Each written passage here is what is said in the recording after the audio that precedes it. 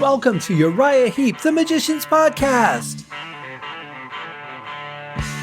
I'll be covering every studio song the band has recorded and every bonus track that I can find. Each week we'll go over a new song from the beginning to where they are currently, and as they keep adding albums, I'll keep adding shows. Let the deep dive party begin. In the magic garden, some were singing, some were dancing. Hello and welcome to another episode of Uriah Heep, the Magician's Podcast. I am your host, Scott Haskin, and today we are covering a somewhat controversial song. This is called Sweet Pretender. It is listed on the deluxe CD that I'm working off of as a bonus track. However, according to the official Uriah Heep website, it says, according to the album credit, this is a bonus track on limited edition only, but it appears on other versions. So out of curiosity, I went to iTunes to see what the current version of it is. It is not listed as a deluxe version, just the same as just the album. And interestingly, it not only had Sweet Pretender, it also had the chopped up version of Heartless Land, which would seem more like a deluxe edition. So I don't know. I don't know whether this was released or not. My guess is there are probably, certain versions that had the bonus track, or maybe certain versions that didn't, depending on what country it was released in. That is pretty common. Record companies a lot of times will do that to entice collectors to buy both versions of the album, that sort of thing.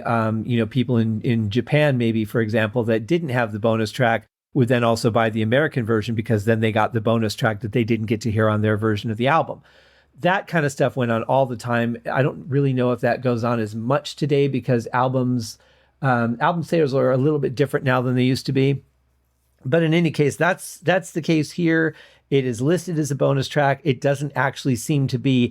And in a way, it's cool because this song starts out with the keyboard fading in. And if you remember our last episode, The Golden Palace, the keyboards kind of faded out and ended the song. So it would almost make you think that they would be one song if they were overlaid a little bit more closely.